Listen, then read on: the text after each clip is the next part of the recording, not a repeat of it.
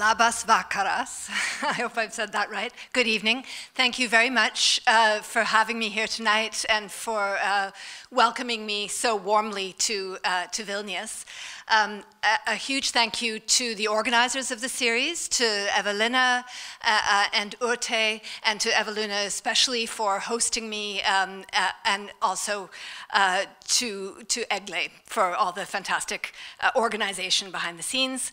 And a big thank you as well to the British Council. If you know English accents, you may be able to tell I'm not British, but it is my adopted home country. I've lived there for many years. I'm originally Canadian, in case you're wondering where the accent comes from. So we have a large topic today, the difficult history of buildings for mental disorder, and I'm going to, a few slides in, unpack what that title is all about and what the different terms are that I'll be using. But I thought I would start by talking a bit about that image that you will have seen in the publicity for the talk, and just getting right in to grab your attention with an example. This is the psychiatric hospital of Vienna, which is located just on the outskirts of Vienna. It was built right at the beginning of the 20th century. It's known as Steinhof, and always has been after the little area where it was built. Largest psychiatric hospital built in Europe at the time it was built in 1907, and remained the largest, I believe. It was never, there was a larger one built in Canada at one point. In architectural terms, it's probably the most celebrated institution for the mentally ill since Bethlehem was built back in the 17th century in Britain, and I'll show you a picture of that in a second. If you've been to visit it, you'll certainly have gone to see the church designed by Otto Wagner, one of the great pioneers of modern architecture, and you may have learned about that if you've studied the history of modern architecture. But in addition to the beautiful church, the exquisite facades, the amazing kind of urban layout of this complex, it also had in it pavilions like this that were intended for so-called agitated, or what was called in the British context, noisy patients, the patients who were most difficult to control. And this was a highly controlling space that included features like, over here, the Einzelzelle, the basically padded cells for single patients. And in this view, which takes you through this grand complex, the red arrow is pointing to a 6-foot-high wall that was built around the airing court, it was called, or the small garden for patients that were seen to need to be contained in that way. What was the role of architecture in this institution? What I argue is that it was an architecture very much at the service of control, while also trying to mask that control with a striking modernist visual and spatial rhetoric. And I'll come back to this later in the talk, but I just wanted to start with an example that draws our attention to this connection that happens between architecture that's really very interesting and advanced and has big names associated with it on the one hand, and on the other hand, a really very retrograde approach to psychiatric care, even at that time. Something that can be seen when you start to look at these institutions in comparison with one another. And so I think it's always important to see these things in context, to see each institution as one kind of gesture or one possible contribution to a much wider field in which we need to understand what's going on. Okay. Now, as I say, we've got a large topic, and I want to start with a few key ideas that I'm bringing to this, and to indeed set it in an even broader context than just the architecture of psychiatric hospitals. The term social architecture is one that doesn't really have, it's not a historic term, but it's a term that I find useful to use, and occasionally you see it crop up in the historical sources. It's useful to delineate an architecture that tries to directly engage with social issues and seek to change society rather than simply serving it. It's not a new idea by any means. It's an idea that goes back really to the 18th century and the Enlightenment period. But it's carried on being a current idea, and of course those of you engaged in architecture will know, it's still something that, that many architects strive for. But it's not an exclusively positive idea. It's useful to think what the role of social architecture has been historically. It's gone hand in hand with modernity from, as I said, the late 18th century onwards. The notion of health is very central to it and very widely defined. So Le Corbusier, the great figure of the modernist canon, talks about architecture as healing a sick society, using these medical metaphors. It tends to be aimed at something called improvement or progress, but of course we need to examine critically what that means. Improvement on whose terms and for whom? What's at stake there? I would argue that the testing ground for social architecture is actually the design of institutions of confinement. So as we'll see when we go look at some of the late 18th century material, there's a fascination with prison reform, with the reform of all sorts of institutions for the involuntary confinement of people, and that includes what was termed at the time asylums, so institutions for the mentally ill. Also things like reform schools, which might relate to the theme of the last series of lectures. The lessons that are learned in designing and reforming those institutions are later applied, I would argue, to that modernist building type that's central to all the histories of modern architecture as written, which is social housing. And I'm not going to get into that connection here. I talk about it in the last chapter of my book, Freedom in the Cage, and I'd be happy to talk about it further in questions if people are interested. But what I'm trying to get at here is that the design of architecture, of institutions of confinement isn't a kind of niche area, but rather I would argue that it really is central to the history of modernism. And I go along with Michel Foucault in that sense. Michel Foucault is sometimes these days seen as old hat, as someone that was very brilliant at devising grand narratives, but surely we've moved beyond that. I believe that it's time to kind of reconsider Foucault's contribution again as something really interesting, really very brilliant, problematic in many ways, a bit oversimplified, but still worth talking about. And his location of institutions of confinement at the center of the modernist project, I think, is still something that's worth exploring. So what does it mean then to want to transform society or the individual through architecture, to engage in this social architecture? Ideally, what we would all want from that is the idea that we could create a context for life that would foster health and happiness, that we might be able to create a human-centered environment that is an alternative to the built environment conditioned by profit-making forces. And mental health, widely conceived, is really central to these ideals. But social architecture, more commonly in a historical sense, means something less positively valorized.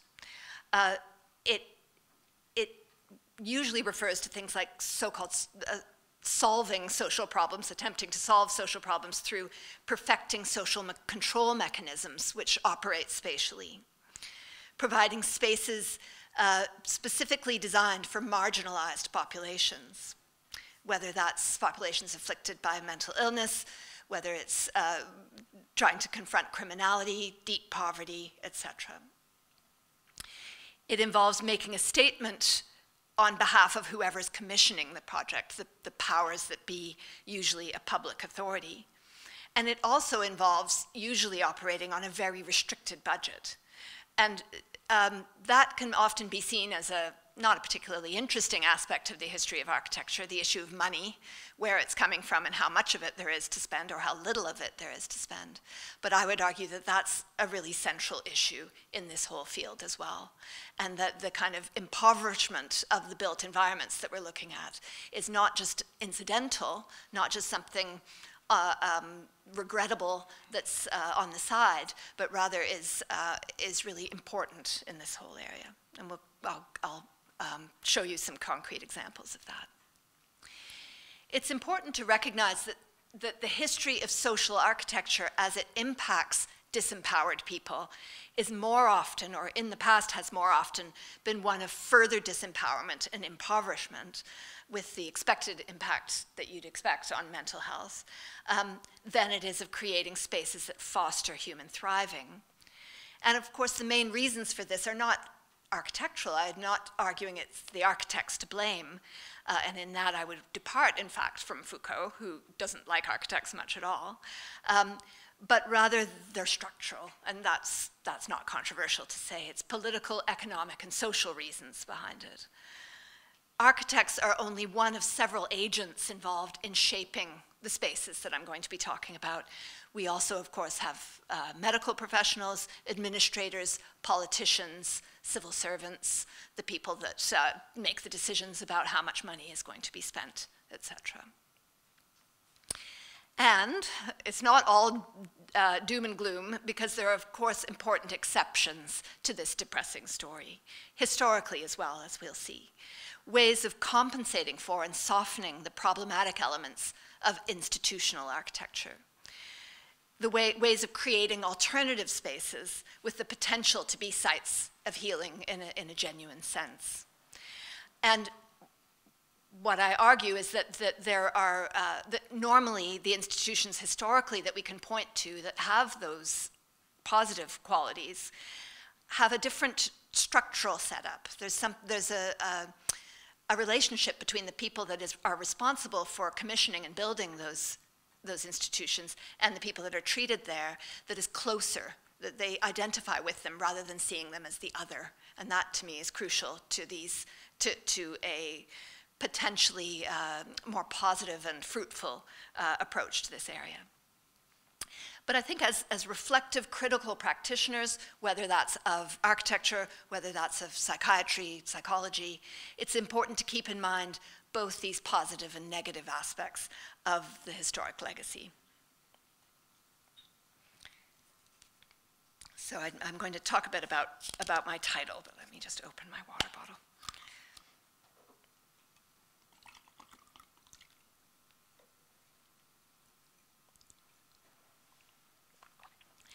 So yes, to talk about the different aspects of this title and give you a sense of what to expect from the talk. First of all, a difficult history. As I've already conveyed, my approach is one that aims for nuance, for complexity, for giving a strong argument, but it's not, what I don't want you to come away with is the sense that this is the dark side of psychiatric architecture, that there's almost a dark tourism aspect to what's going on here. Not at all. Rather, this is a difficult history because it's a history that doesn't have one conclusion, that there isn't just one conclusion to draw from it, but rather one that says that it's a complex area. It's a difficult area. I'm looking at something that's very wide-ranging historically, but also selective. I've been working in this area for about 25 years, which is hard to imagine, and I've covered quite a lot of ground. So the examples I'm drawing on are largely, but not exclusively, ones that I myself have worked on. There'll be a brief mention of the 17th century, and then we'll look at the late 18th and 19th century that I've been working on recently, and then some examples from the early 20th century as well. Looking across Britain, the US, Germany, the Austro-Hungarian Empire, and also briefly at Vilnius, thanks to a very interesting visit that I was able to do today.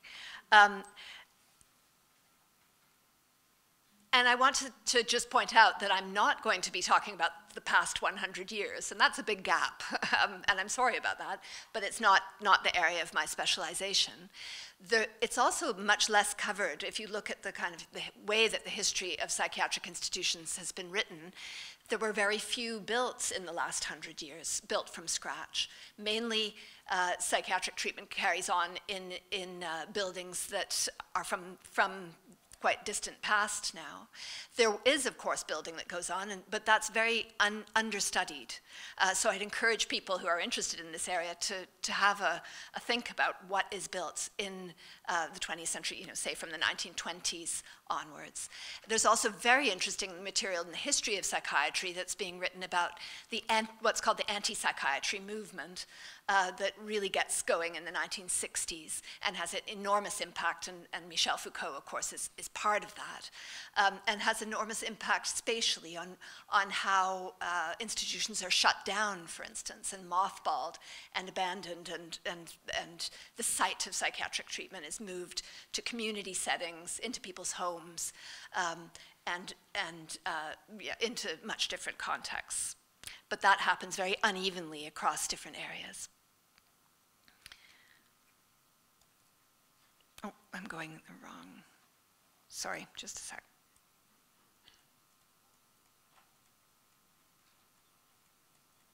Right. Quickly on buildings, I just wanted to point out that we're not talking about just individual buildings. Buildings is just a shorthand for a broader category that includes, in almost all cases, buildings and landscapes. And it also includes complexes of buildings. Rarely do you have in psychiatric architecture just one building. It's usually a set of buildings. And then finally, this term mental disorder. Why have I used this term as opposed to, say, mental health, mental illness? It's an old-fashioned term, mental disorder, although it's interestingly still used in the laws governing mental illness in Britain, and similar terms are probably used elsewhere in a legal context. What I'm signaling by using the term is that really what I'm examining here are the activities and attitudes of the authorities, which usually focused as much on order and disorder as they did on health or illness. It's obviously very important to be sensitive about language in this area. And I want to apologize in advance if I use some, kind of fall into using some outdated terms that are coming from the historical sources that I'm drawing on. I want to say a word too about the whole issue of the treatment of mental health treatment, you could call it, in these settings. I actually my studies have brought me not very much insight into that, I would say. So the treatment, obviously, all these institutions are built as places for treatment to go on. But the architecture is driven not so much, I would argue, by the imperative to treat, but much more by the imperative to manage large patient populations. And that involves control to an extent. It also involves trying to compensate and soften that control, because there's a level of discomfort about the idea that you are that institutions of the time housed so many people on an involuntary basis who were not guilty of any crime. And so there was an effort to show that these institutions were in fact much freer and more areas of greater liberty than in fact you might assume that they were. And that involves a kind of an architectural gesture or an architectural choreography, which we'll hear more about. So the idea that buildings could be curative in themselves is often claimed, but very infrequently demonstrated in any evidence-based way. There's also, of course, the important fact that treatments for mental illness change rapidly over this period, and buildings remain the same. So it's very, very difficult for buildings to keep up with the latest treatment, and so you're just very often, or almost always, going to be in a position where the treatment is happening almost despite the architectural framework. And I draw attention, I think there's a useful link here to the last lecture in the series, where the speaker asks, how much architecture can our mental health tolerate? And in his blurb, I noticed that he makes that point, that you talk to any person that's been treated in a setting like this, and the last thing on their minds is the architecture. So it's that idea of the curative psychiatric hospital is a very difficult idea, and one that needs to be skeptically encountered, I would argue. All right, on to some more images.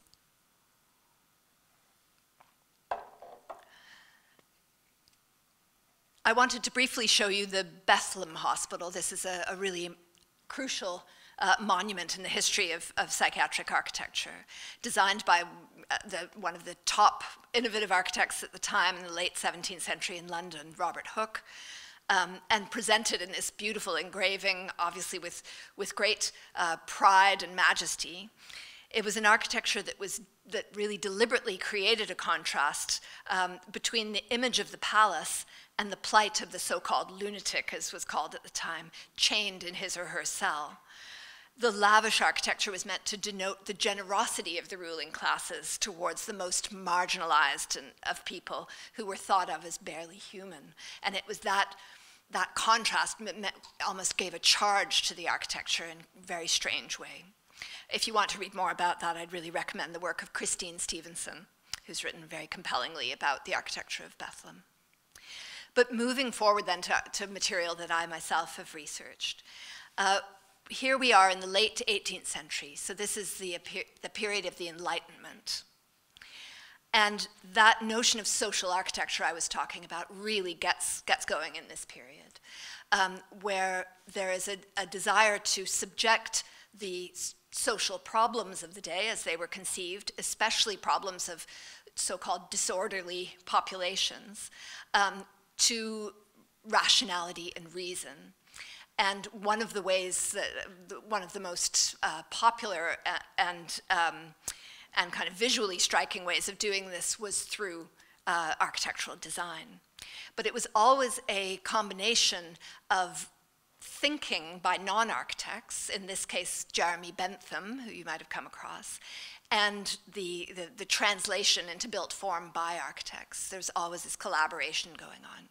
So here, for instance, very interesting collaboration between Robert Adam, who was already an extremely renowned architect, mostly involved in building very grand country houses and urban palaces for the rich, who picks up on the very beginning of Jeremy Bentham's ideas and puts in a competition design for what was called a bridewell, which was a strange kind of institution that was kind of part workhouse, part prison. It was meant to house generally kind of vagrants and people who didn't fit anywhere in society and were seen as a disorderly, problematic bunch, and therefore they were put in a bridewell.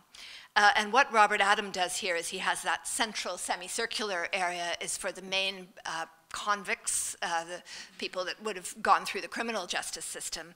And then to the left on the screen is the so-called bedlam, which comes out of the term coming out of Bethlehem, which is the asylum for mentally ill people. And then over on the right is what's called an infirmary, which I believe was supposed to be for older people who were old and infirm and homeless, probably. But what I want to get across here is that all three of those groups are given the same architectural treatment, basically. And the famous panopticon design, where you have a central tower from which each cell is observed by an unseen governor of the institution, and therefore the occupant of the cell is meant to internalize the discipline of the institution. That's provided no matter who's being designed for is a criminal, a convict, an occupant of the psychiatric unit, or an invalid old person. It's all seen as should be subject to the same regime. And you can imagine how unhelpful that was, especially in a mental health context. These are radical solutions. And here's another example. They're radical solutions that are deliberately anti-domestic, anti-urban. They're trying to completely shake up any understanding of what the built environment was supposed to be like. So that whereas a prison in the past, for instance, or a psychiatric hospital would have been housed in something that generally resembled a kind of fortified castle or a palace, all those historic associations are done away with, especially when you look at them in plan form like this, and completely new, radical, very deliberately unconventional architectural designs are devised. And there's a trading back and forth between prison reform design and the design of psychiatric institutions. So for instance, what I'm showing you here, the bottom right, is the kind of prison design that was advocated by John Howard, who was the great prison reformer of this, active in the 1770s and 1780s. And the origins of the radial prison happen then, come from John Howard's ideas. And also the cellular prison, where people are housed in individual cells. That is then picked up and simply adapted by quite a few years later, almost 20 years later, by the architect William Stark, when he is commissioned to design an asylum for Glasgow. And so it's really undifferentiated. I mean, there are actually some important spatial differences, tweaks, I would say, to the plan. But he's not at all self-conscious about designing an asylum that is modeled on a prison. And what's interesting here is that they're both coming out of that same Enlightenment approach to the built environment and to social problems. Okay. So what's fascinating, though, and you'll remember I talked about how this isn't all a grim story, but that there are very interesting counterexamples. What's fascinating is that probably the most influential psychiatric institution from this time adopts really a completely different approach to its architectural surroundings.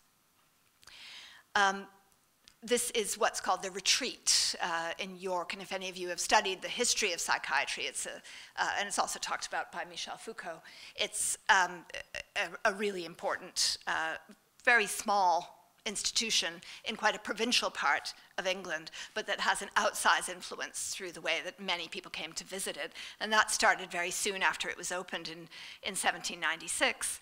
You get this visitor, a Dr. de la Rive from Switzerland, comes to visit it and describes it in this way that really captures what they were trying to do architecturally. He calls it not an asylum or an institution of any kind or a hospital, but rather a house. This house is situated in the midst of a fertile and cheerful country. It presents not the idea of a prison, but rather that of a large rural farm surrounded by an enclosed garden. It doesn't look much like a farm to us, perhaps, but let me show you a couple more images of it. You can see it covered in vines a few years later, top left, and a bit of its garden, bottom right, and then a couple of its interiors.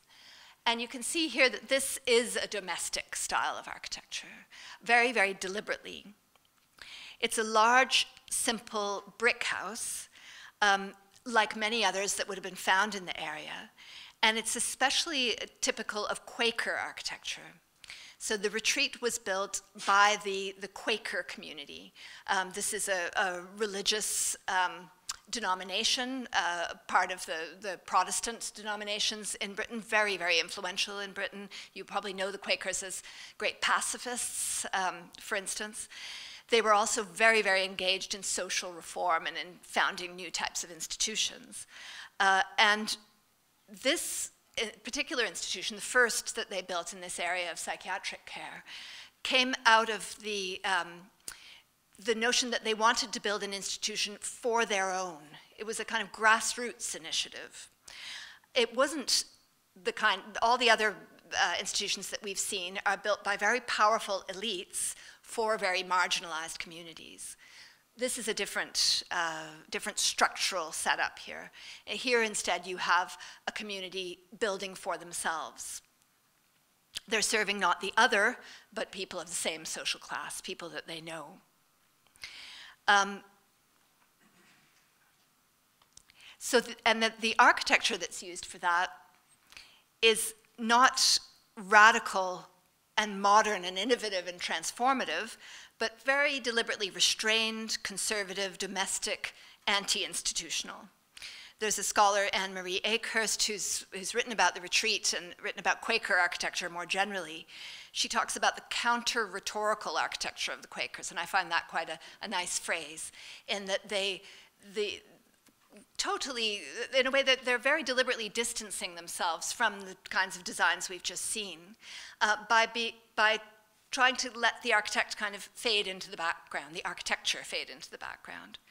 And the architect, in fact. So they never really mentioned who the architect was of the house. There was an architect, but that wasn't part of the self-presentation of the building. That's not at all the case for those radical Enlightenment designs. There, the architect is front and center. The floor plan is front and center. And that's a kind of gesture saying, this is all about space. This is all about architecture. That's not what it's all about at the retreat. It's all about what they called moral management, and I don't have time to get into what that was, but it was a new way of thinking about the relationship between the doctor and the patient that was much more seeing the relationship as a familial one rather than one of hierarchy, although of course that masked an existing inevitable hierarchy in that context. The other thing to point out is the garden is very important. The fact that the house is located in a garden and that the garden is accessible to people and is used as a garden. And we'll see contrast to that in other circumstances. And then the second really important early counterexample that I wanted to draw your attention to is something completely different again, which is the town of Giel, or I think it's pronounced Giel, in Belgium, which for centuries already had been, it was a pilgrimage site, and it was a place where people who were suffering mentally would come for almost a kind of miracle cure, but later for treatment as well, and for a place to live that was accepting and was a proper asylum. It's worth thinking for a moment about that term, asylum. I don't know how familiar it is to you. It's a standard term that's used for historic psychiatric hospitals in the Anglo context. And it means a place of safety, right? A place of sanctuary. It should mean that in any case. What was offered at Giel was family care, so-called, so that patients would board with families in the town. And that's what you're seeing here is a typical interior of someone's house, a very kind of traditional domestic setting with patients and family members sitting around the same table and interacting together. And here, scenes of Giel, both the town center and the more rural outskirts, where in principle, there's no institution at all. There's no dedicated architecture at all. It's a kind of anti-institution. And this was not really replicated in many places at all. It's probably the only such place of its kind in Europe, but it was also very, very influential and very widely disseminated. There was a hunger on the part of people in psychiatry to know about these places and to understand how aspects of what they did there could be incorporated in a more kind of conventional psychiatric setting.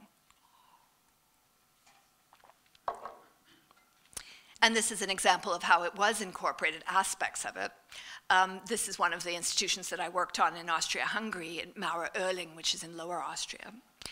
And at the edge of the institution, I'll show you a plan of it later in the talk, but at the edge of the institution you have this little house. It's a double house where nurses from the larger institution lived, and they lived there alongside patients from that institution who were transitioning out of the main institution trying to adjust to life in a kind of so-called normal domestic setting, and then from there would be released.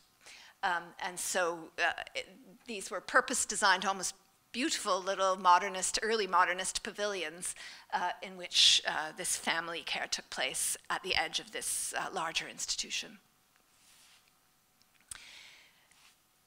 Okay, so now I want to move on to discuss what came to be the standard type of asylum design in the middle, from about the 1830s all the way through most of the 19th century, and certainly in Britain and in many other parts of the Western world as well. It was known as the corridor plan asylum for obvious reasons. The corridor is absolutely central to the circulation around this building. Its development was driven by the growing numbers of people who were being institutionalized in this period. If you look at graphs that show patient population per head of population in lots of different countries in Europe and North America, you see it ballooning over the course of this period. It's a form of building that's relatively easy to expand, especially on large rural sites where they tended to be built. The architectural articulation is somewhere between a palace and a town. The idea is to make, through the architecture, you can see, for instance, here, little domes and projections and turrets and things, trying to make legible and understandable something was really novel and highly artificial, this very long, thin, attenuated building that stretches off into the distance, that almost seems like a town that's been stretched out in one long line. You can see in this example of the asylum at Colney Hatch near London, based on, if you look at the plan, it's kind of modules, right? Each ward is a module, a self-contained module attached together at the ends. And then when it gets too long, they turn the corner, start going up and out again.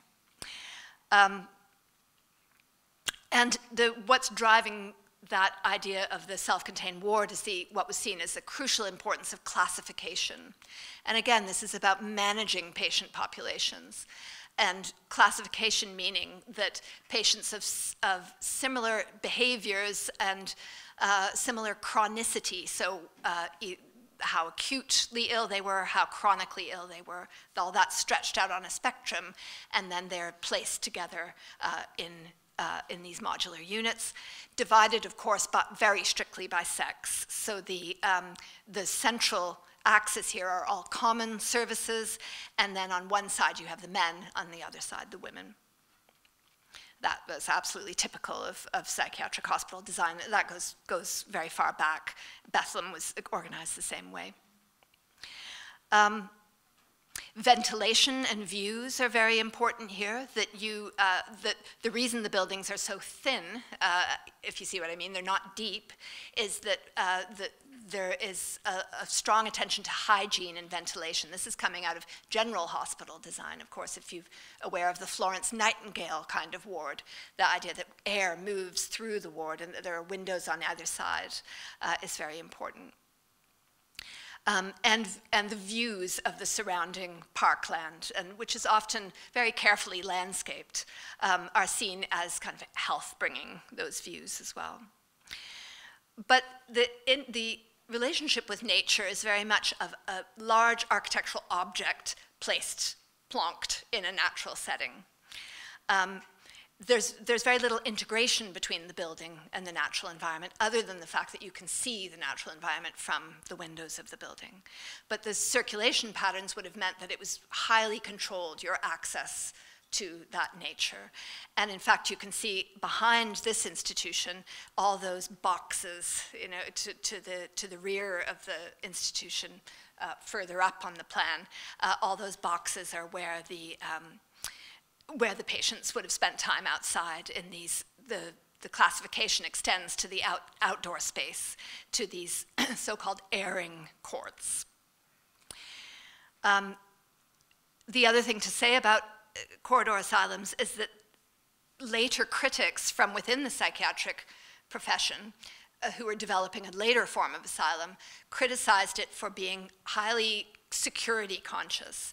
They said the reason that everything was in one long building rather than separated out into a series of buildings was that they wanted to keep everything under lock and key.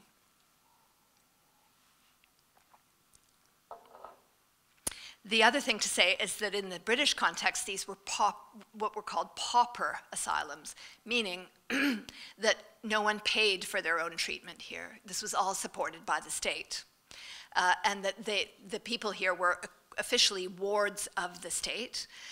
They didn't have any means, and their family didn't have any means to support them financially. And so in Britain, you had a complete distinction between institutions for the poor and institutions for everybody else.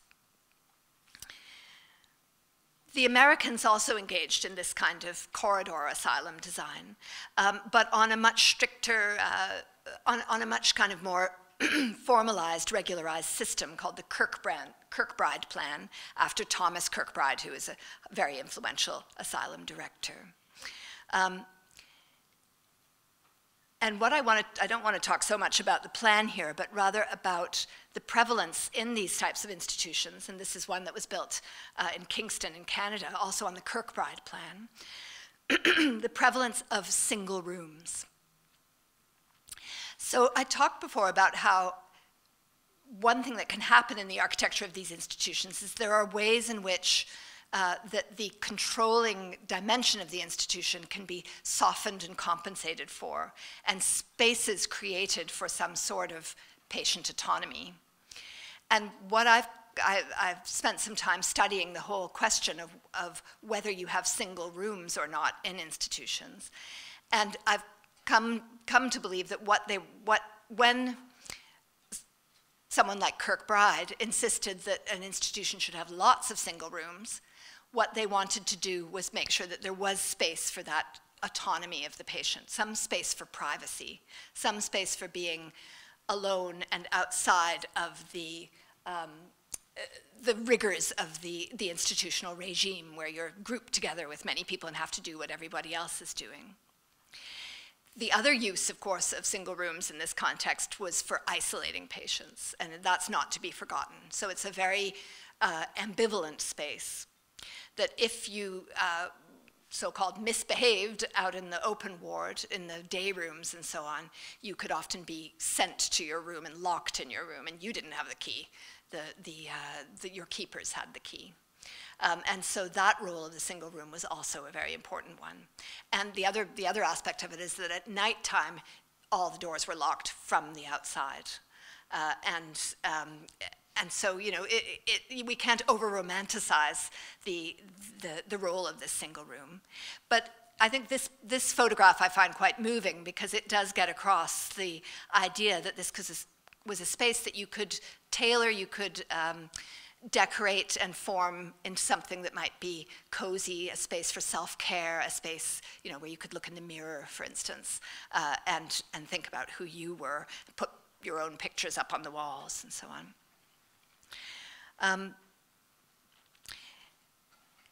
What then happens, sadly, is that the space for single rooms in institutions is completely marginalized. And so they come to be spaces really only for very acutely ill patients, only used not as bedrooms at all, but as seclusion or isolation rooms, sometimes with padded walls, the famous padded cell, for instance.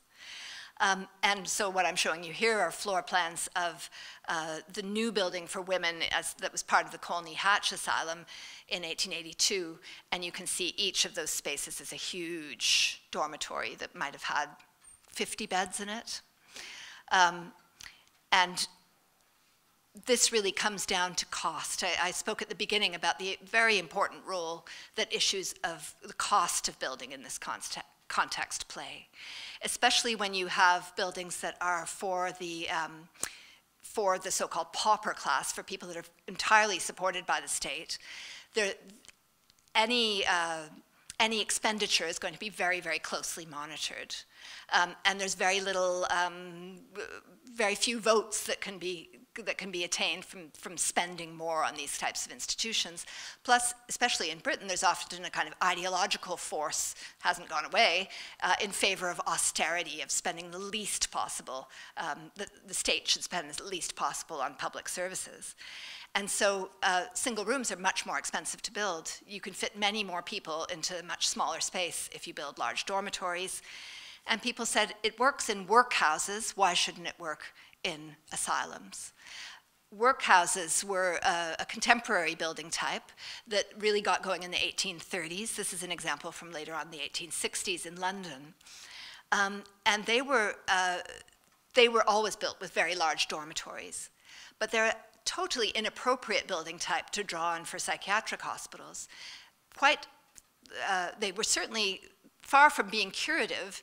They were meant to be deterrent. They were meant to be punitive spaces. These were spaces where it was so horrible to go in there that you would do anything you could not to fall on the mercy of the state, by getting work somehow, by borrowing money from people, by trying to remain financially solvent. It was only when you had no other options that you would end up subjecting yourself to the workhouse. Because in the workhouse, the family is split up, people are put into single-sex dormitories, privacy is gone, the context is completely anti-domestic and, as I say, punitive and deterrent. So the fact that that was seen as a proper model for psychiatric institutions is a very sad fact in the British context.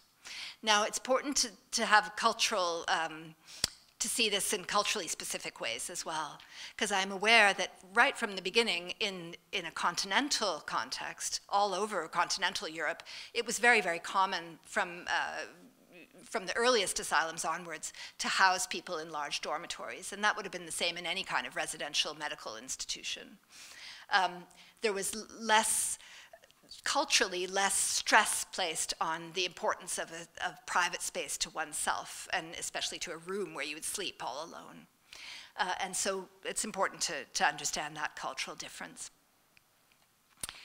Now, I was very privileged to have a visit today to the main state psychiatric hospital here in Vilnius, thanks to the director who really took a lot of time showing myself and Evelina around. And so I wanted to incorporate a couple of images. I'd never visited the hospital before and didn't know anything about it. If I very quickly put it in a historical context, having only just got to know it, I would say it's a very late example of a corridor type asylum. It's built only in 1903. From what I understand from the director, it was one of 5 different institutions, all planned and built in St. Petersburg for different centers in what was then the Tsarist Russian Empire. And so it's a product of a Russian approach to psychiatric hospital building. I do know that Russia was behind the times. It had hardly built any purpose-built psychiatric hospitals at that stage, and that's really very late. We've seen already that there are purpose-built psychiatric hospitals being built in Britain over 100 years before, 125 years before. And they're only just getting started in the Russian Empire at this time, which is interesting. And they also adopt what would have been at that time quite an outmoded way of building psychiatric hospitals on this corridor style. You can see with all its twists and turns and these long, long central corridors going down each unit. And views of the hospital then and now, no longer with its onion dome.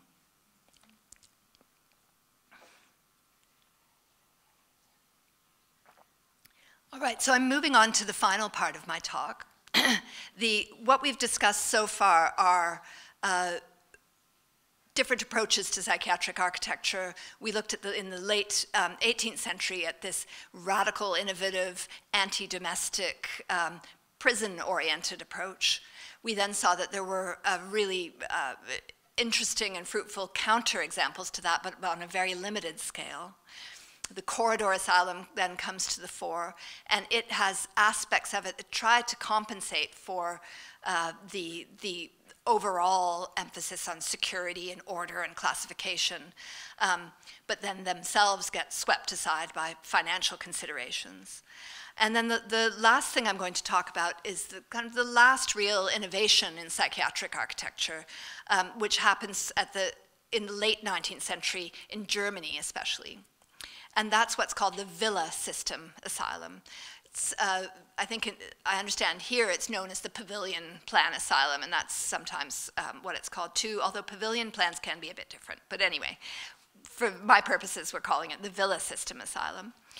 You can see from just looking at this plan that it's a complete break with the corridor system, in that it's a series of buildings. I referred to a complex of buildings. This is genuinely a complex of buildings spread across the grounds. Instead of one big built object in the middle of a large landscape, the landscape is permeated by the buildings. The two things are integrated together. This particular asylum near Leipzig, Alt-Scherbitz, was the most influential of the early villa asylums. And it was also extremely interesting architecturally in a way that was never really recreated in subsequent versions of this. You can see that it falls into kind of two elements. The element north of the main street that runs through it, which was the more secure closed hospital for more acute patients. And then the element that is below the street, which was for so-called quieter patients. The element below that main east-west street is actually integrated with an existing village. The institution basically bought the village, it seems, and took it over completely. And the buildings that are shaded in a lighter color are those that existed there before, and then the darker color ones are newly built for the institution. But you can see that rather than trying to kind of wipe the slate clean and build something totally new, which happens in all the other institutions we are looking at, which are built on completely empty agricultural fields, or if there was anything there, it's been taken away. This tries to do something that was seen what it was seen as was much freer. The motto of this institution was freedom, and that's really interesting. You could imagine that you might want to call it, so let me show you the next slide. This is a view of some of the rooftops of this quiet section of the institution, of these villas, alongside some of the pre-existing village structures. You might want to call it villagey or organic or natural. But the director of the institution, who published a very influential book about it, wanted to call it a freie Anstalt, so in German, a free institution. Part of this was a reaction to what were becoming very vocal attacks on psychiatric institutions in this period as being sites of oppressions and of violations of what we'd call human rights today, of people's individual rights to liberty. There was a lot of worry that people were being committed to psychiatric institutions. There was hardly any safeguards around that, and that all sorts of people that didn't need to be there at all had been locked up there for reasons, for instance, of a young woman might have so-called dishonored her family and then end up there, or for having an extramarital affair, for instance. And so this, there were attacks on institutions in the press. There was what was called at the time an anti-psychiatry movement in these very early days. And so a lot of thought and effort is put into how to build new institutions, still on a very large scale, still for an involuntary population, but that looked less oppressive, that looked freer, and that offered, to an extent, a freer experience to the patients. Especially the idea that you're living in a much smaller little built unit. You're therefore much freer to come and go to the outside, at least in theory. You, as you're wandering around in a space like this, you might imagine yourself in any old village, in a village such as one you might have grown up in yourself, or that your grandparents lived in, or something along those lines. And you would, there was a lot of engagement in agricultural labor as part of the therapy, so-called therapy, the occupational therapy in the institution, just as there was in Vilnius, apparently. And so that was part of this sense that we're not here in a psychiatric institution, we're in a village where people work in the farms and come back home at night, and they go to church, and they might go to a talk in the community hall. So the question about these spaces is this just architectural scene making, or is there something with substance going on here? And in a way, that's a question for the historians. You'd need to look at patient case notes, you'd need to look at day-to-day life there to really see how different was it from the previous institutions. The previous map was just showing where the different institutions that I examined in my book were located all over the Austrian half of the Austro-Hungarian Empire. And there were different approaches to this, this new innovation of the villa system, that you can see being picked up in about the first 10 years of the 20th century in the Austrian Empire. One of those approaches, very interestingly, was to be modernist about it, okay? If you know Viennese architecture, you'll know, and we've already mentioned Otto Wagner, that Vienna was really one of the birthplaces of what we think of as modern architecture, of an architecture that was supposed to be true to its time, that was supposed to have clean lines, get away from all the ornamentation and the kind of the falsity, so-called, of historicist architecture of the 19th century. And this is a very interesting institution, way out in the countryside in Lower Austria, quite distant from Vienna, where Carlo von Boog, who himself wasn't particularly well known, but clearly knew exactly what was going on in Vienna in terms of new innovative architecture, designed the whole thing in that mode. And you can see in the urban layout of the place that he didn't really go in for the organic, flowing, meandering pathways that we saw at Alt-Scherbitz. He really wasn't interested in incorporating any pre-existing structures. Instead, he's almost harking back to those earlier radial designs that we saw. That idea of order, cleanliness, a rational approach to things, something that is obviously an institution. You would never get a village that was laid out in such an orderly fashion. You could almost call it a kind of ideal town. And it had, you can see there, especially bottom right, the pavilion for so-called quiet patients is very much in a Viennese modernist mode.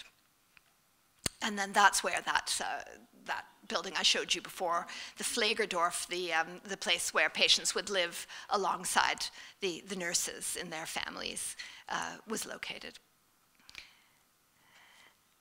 That brings us back to Steinhof, so right on the edge of Vienna, just a few years after the institution at Mauer-Oehling was opened, we get this much, much larger institution built. The size element is really important.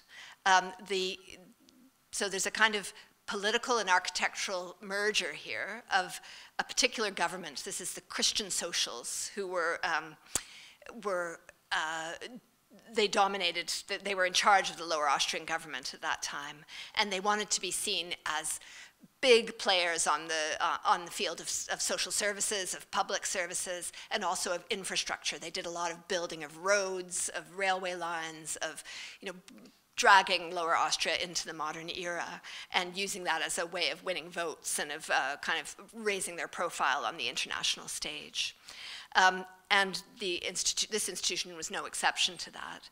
So one thing they boasted about was that it was the largest in Europe when it was built. So there were, I think, about 2,700 patients housed here, which was really very, very large. The usual number of patients in an institution would be under 1,000 and quite a bit lower than that.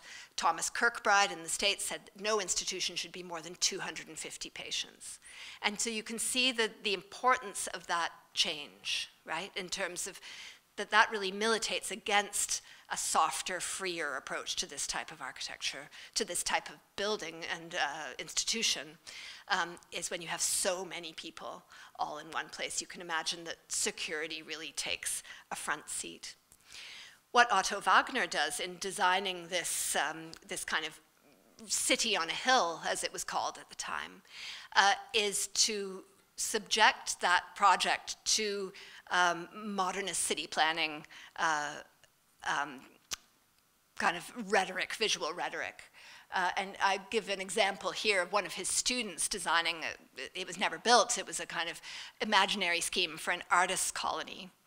And there's a very similar set of kind of urban gestures going on here. Not just the fact that it's all in straight lines, but the fact that it has this kind of high-blown rhetoric. It all builds up to this beautiful structure at the top that's supposed to be like a cult building at the top. Same goes for Steinhof, where you see it has this central axis with that beautiful church I showed you earlier at the top. There you can see just the central axis being depicted. All highly, carefully worked out, and an image overall of how order in psychiatric architecture could be reinvented, recast as something modern and progressive and somehow part of the modern world, rather than being this thing that's hidden away and is embarrassing and is off on the side. This is a very interesting kind of twist to the whole story. And then the final institution I want to show you is in Poland. This is also when this part of Poland, this is near Krakow, it was part of the Austrian Empire. And so this was really out at the edges of the Austrian Empire in Galicia. Not right in Krakow, but in agricultural land outside. Really much more innovative in its approach to this question of how to inculcate free spaces within the institution than what you see in the imperial capital of Vienna. So it's often the case, you look to the regions, you look to places outside for what's happening that's different and innovative.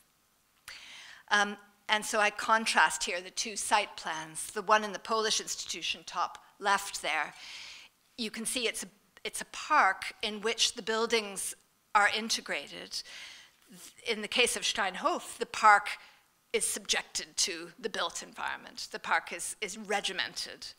In the Polish case, the buildings kind of follow the flow of the natural environment of the park. And then similarly in the floor plans of the individual pavilions, here we have two pavilions that are designed for the same type of patient, so-called noisy or agitated patients. And you have, in the case of Steinhof, highly regimented, that corridor makes a reappearance from the corridor asylum, the cells I mentioned before, the large dormitories. You also have dormitories in Kobierzyń, but the single rooms are situated right off of the dormitories. There's an integration between what would have been the more disturbed patients who were living in the single rooms. You can see they open right onto the day room here, for instance. Sorry. And it's a really interesting architectural plan. Bit of a mess, perhaps. It must have been quite difficult to orient yourself in it. But there's a very deliberate attempt here made to move away from the more conventional ways of designing these spaces. What that actually meant for patient care is hard to know. All right. So finally, some thoughts about how this might relate to current day approaches to architecture and mental health compared to the heyday, the high peak of institutional building. We now have much less of a gap between the people initiating and designing spaces on the one hand and the people using them on the other, because we see mental health being seen as an issue for all of us, not just for a marginalized group confined to institutions. And I think that's a really important shift and something that is reflected in the kinds of lectures in this series. There's the idea that dedicated remote institutions can solve social problems. This idea has been largely undermined and discredited. And the interest has shifted to an approach to architecture and mental health that really permeates our environment: housing, places of work, public spaces, urban spaces. And that goes along with much more care for mental illness in the community as well. But what I want to end with is saying that these institutions do still exist, and there's an ethical imperative not to forget them. Not just psychiatric institutions, but on the wider field of confining institutions. In Britain, there are more people incarcerated now than there ever have been in the past in prisons. The prison population is enormous. And there are other types of institutions being built with deliberately punitive, deterrent motives behind them. And the impacts on the mental health of the people in those institutions, whether they're prisoners, whether they're other groups, is predictably bad. And the final thing that I'll show you is it evokes a different side of the term asylum. You might have noticed in the blurb about me, if you looked at that before this talk, that I have had a change of career. I'm no longer doing architectural history, but I'm retraining in law. I've been involved in working with refugees for many years, and I'm now retraining to be an immigration lawyer. Wish me luck. I hope I can make it work. But there are institutions not being built from scratch, but rather being adapted for a different kind of asylum. This is for the housing of people who have come to Britain and are having their asylum, their cases for political asylum, for refugee status in Britain being considered.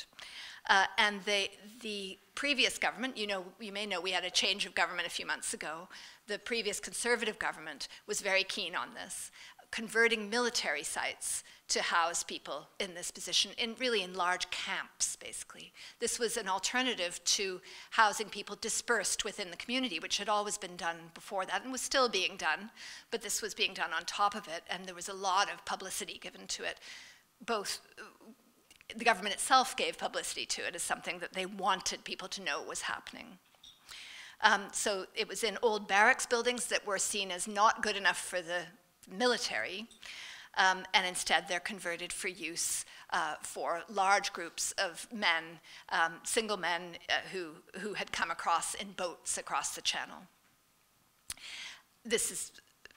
They're remote, they're cut off, they're austere, there's no privacy. We can see some of those same themes coming through. They replace care with neglect, and even worse, the deliberate infliction of suffering and indignity. Robert Jenrick, who was the immigration minister in the previous government, said that deterrence should suffuse the asylum accommodation estate.